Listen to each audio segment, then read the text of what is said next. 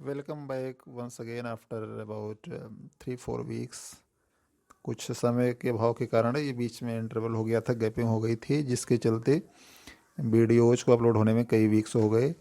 आज फिर एक एजुकेशनल सेशन जीके का रख रहे हैं, जिसमें ये बच्चे सामने प्रेजेंट हैं, ये बताएंगे जीके के क्वेश्चंस। तो पहले बच्चों को मैं परिचय करा देता हूँ। This student in green sweater, his name is your name, please tell me your name. Jitendra. Class your class is 7th class। Jitendra के साइड में बैठा हुआ this student name is My name is Rab. I am study is class 7th A. Vaibhav 7th class का student है। Just बगल में My आप name देख is सकते Nirbhay. I am class study. निर्भय 8th क्लास का स्टूडेंट, और उसके साइड में देख सकते हैं वंश जो क्लास 7th का स्टूडेंट है। एंड वंश के साइड में देयर इज आल्सो स्टूडेंट, छोटे क्लास का नेम है My name is Ashish.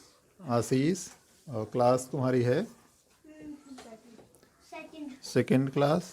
और इसके साइड में देख सकते हैं there is student, girl student, name is Kirti, class 5th। And there is one also boy student, name is Class 5th. Okay Sandeep, class 5th। और उसके साइड में Alpana Singh, class 6th class. तो हम सीरियल वाइज हम पूछते हैं अब कि जीके के कुछ क्वेश्चंस के बारे में बच्चे बताएंगे। तो पहला क्वेश्चन आपके सामने प्रेजेंट होता है, विश्व में पहला गणतंत्र कहाँ स्थापित हुआ? First Republican in the world. इतिहास को उठा के देखें तो पहला गणतंत्र कहाँ पर इस्टेब्लिश हुआ? आंसर बताइए आप लोग मिलकर एक साथ। हाँ, वज्जी में। वज्जी जो कि प्राचीन भारत में 16 महाजनपद हुआ करते थे, उसमें से एक है वज्जी। सही आंसर बताया। हाई लेवल के जी के क्वेश्चन हैं, बहुत राइट आंसर। दूसरा क्वेश्चन इधर भी तुम घुमा दे रहे हैं, बच्चे का भी बैठे हुए हैं। तो दूसरा क्वेश्चन का आप जवाब देंगे, वज्जी में टोटल कितने राज्यों का संघ था? बहुत अच्छा। जैसे कि आज आप जानते हैं भारत एक संघ है, भारत में 28 राज्य हैं और 9 केंद्र शासित हैं, यूनियन टेरिटरीज हैं, 28 स्टेट्स हैं। ऐसे पहले प्राचीन काल में भारत में जो वज्जी है 8 राज्यों का एक संघ था। बहुत अच्छा। फिर चलते हैं, अगला क्वेश्चन है, 16 महाजनपद का विकास कब हुआ? बहुत सही आंसर। 600 ईस्वी पूर्व मीन्स ईसा मसीह ने जन्म नहीं लिया था, उसके 600 वर्ष पहले महाजनपदों का विकास हो चुका था। राइट आंसर देख सकते हैं।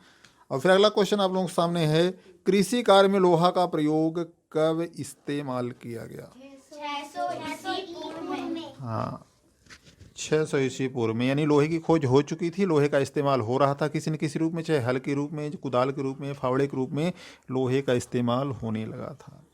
अगला क्वेश्चन आप लोगों के सामने है, द्वितीय नगरीकरण का विकास कब हुआ था? इसका भी आंसर वही है, 600 ईस्वी पूर्व में। देख सकते हैं कई सारे स्टूडेंट्स बैठे हुए हैं, आंसर सही बता रहे हैं। लगता है पूर्व तैयारी ढंग से किया हुआ है। They are well prepared today for the GK session।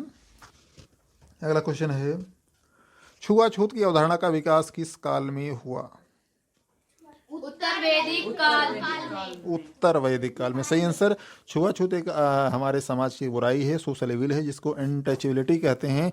एक ऐसा समाज जिसमें कुछ वर्गों को उच्च वर्ग, कुछ वर्गों को निम्न मानते थे। ये प्रथा उत्तर वैदिक काल से भारत में प्रारंभ हुई।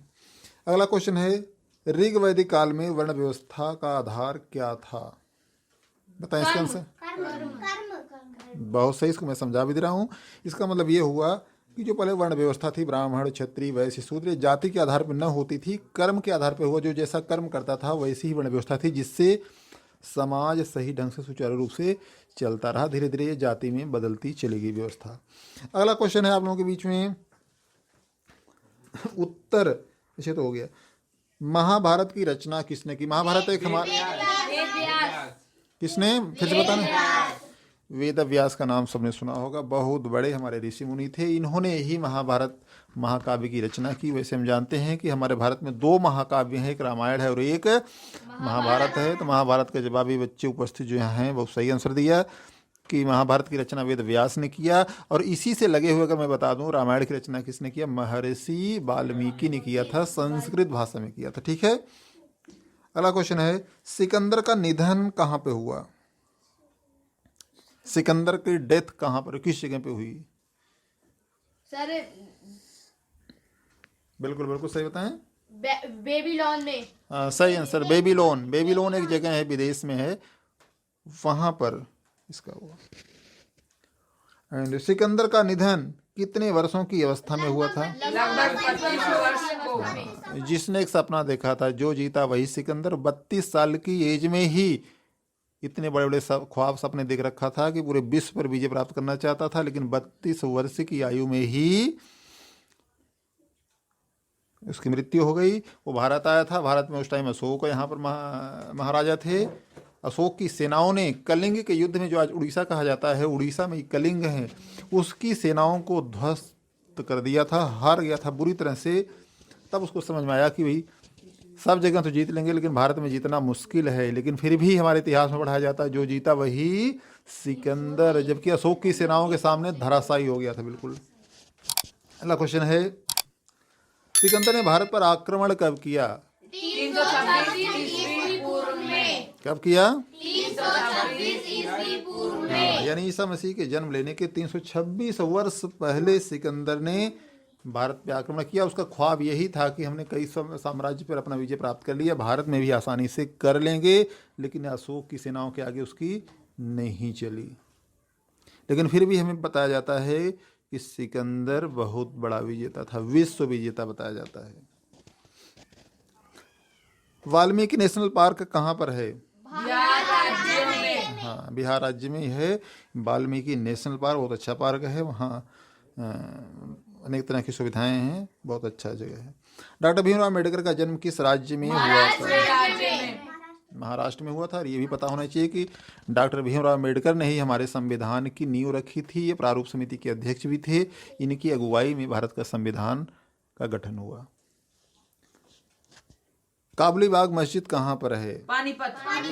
पानीपत हरियाणा में है। भारत में मुगल वंश का संस्थापक कौन है? हाँ, पहला ऐसा मुगल साम्राज्य था बाबर, जिसने विदेश से आकर के यहाँ पर मुगल साम्राज्य की स्थापना की। काबुली बाग मस्जिद का निर्माण किसने करवाया था?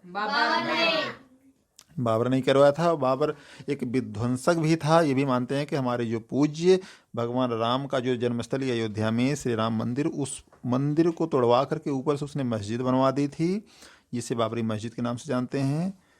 और ताज़ा स्थिति में देख सकते हैं कि लंबा विवाद काफ़ी लगभग 500 वर्षों से चला रहा था। जो मोदी सरकार ने इसको एक निर्णायक सर्वोच्च न्यायालय के द्वारा इसको एक न्याय व्यवस्था में स्थापित करके इसको पूरी तरह से मस्जिद बनाने का संकल्प निर्णय दिलवा दिया।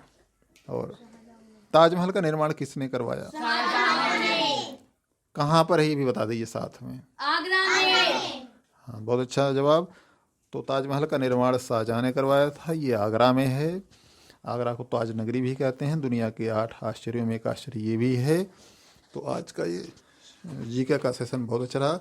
धन्यवाद सभी के लिए, और सही जवाब दिया। नेक्स्ट सैटरडे कुछ और इशू के साथ आते हैं। Thanks for watching this.